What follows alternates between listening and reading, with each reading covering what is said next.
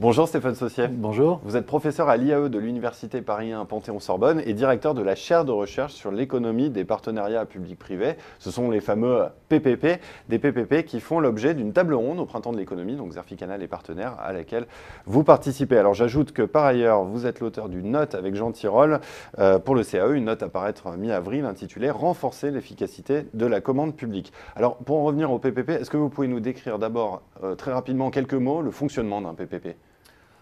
Alors en quelques mots, la commande publique, ce sont les marchés publics, les contrats de délégation de services publics, les concessions, les contrats d'affermage et les contrats de partenariat. Donc il n'y a pas PPP.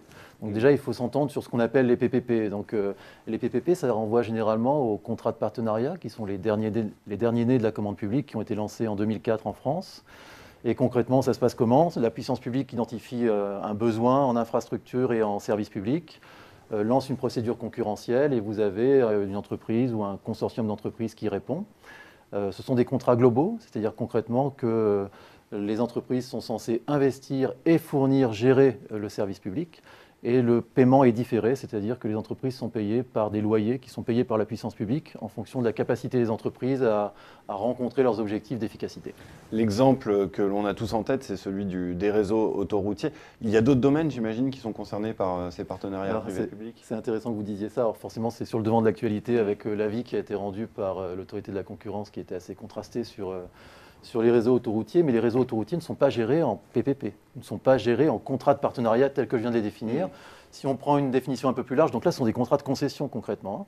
Contrats de concession, la petite différence, c'est que, alors, il y a beaucoup de différences dans les détails, mais la petite différence, c'est que ce sont aussi des contrats globaux, donc on demande aux entreprises d'investir et de gérer le service. Donc là, les entreprises investissent sur les autoroutes et gèrent le service, collectent les péages.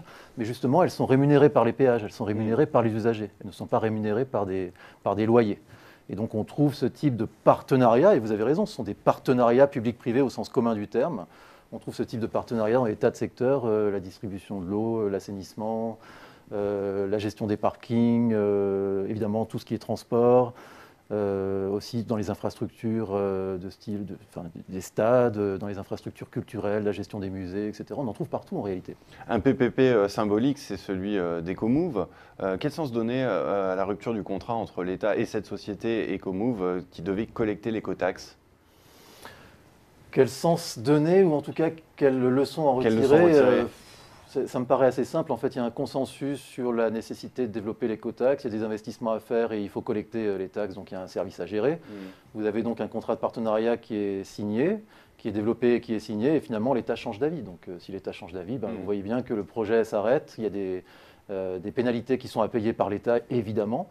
Et donc là, c'est simplement, je ne crois pas que ce soit l'outil PPP, contrat de partenariat en l'occurrence, qui soit le problème. Je pense que le problème, là, c'est que vous avez un projet au départ qui est peut-être un mauvais projet, et encore, j'en suis pas sûr, mais c'est un problème politique. Et ça souligne bien aussi que tous ces PPP sont aussi forcément impactés par la dimension politique. Si on fait un bilan de ces PPP, on peut dire que le privé l'emporte toujours sur le public, ou quel est le rapport de force?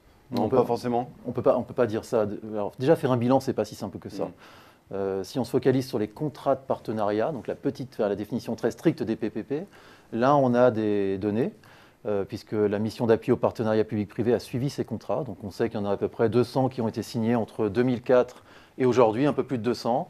Et on sait que le bilan qu'on peut en tirer, c'est que le gros point positif de ces contrats de partenariat, c'est que les infrastructures sont livrées dans les temps. Alors, c'est vraiment très important. Je veux dire, lorsque vous avez une nouvelle piscine pour une collectivité locale, c'est peut-être pas très important, mais lorsque vous voulez mettre en place un nouvel hôpital ou quelque chose qui peut vraiment générer du surplus social, le fait que les infrastructures arrivent dans les temps, c'est vraiment très important.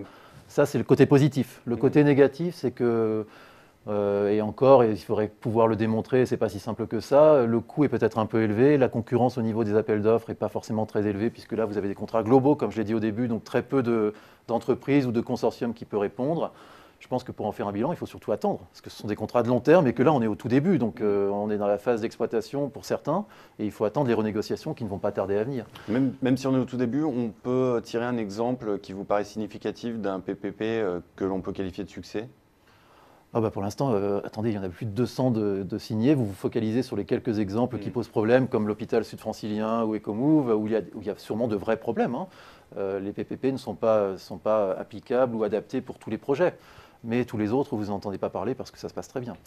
Et ensuite, si je reviens sur la question du bilan, en ce qui concerne les délégations de services publics, donc les concessions autoroutières, par exemple, si on sort des contrats de partenariat et on prend la définition large, alors là, je dirais que déjà faire un bilan, c'est difficile parce que c'est un peu l'angle mort. Là, il n'y a pas d'autorité ou d'agence qui collecte de l'information et qui vous informe vraiment en toute transparence sur ce qui se passe. En même temps, je dirais que c'est... Alors, je ne l'ai pas dit tout à l'heure, mais les concessions, ce n'est pas du tout nouveau. Alors là, ça fait plusieurs siècles que ça existe en France et dans d'autres pays en Europe. Et donc là, on peut dire que ça a fait ses preuves. Est-ce que les PPP, on peut faire le pari qu'ils vont se développer à l'avenir, notamment dans un contexte de tarissement des ressources budgétaires de l'État? Alors je ne sais pas s'ils vont se développer parce qu'ils sont déjà très largement développés. C'est un peu sur ça que j'insistais. En tout cas, en France, ils sont très largement développés.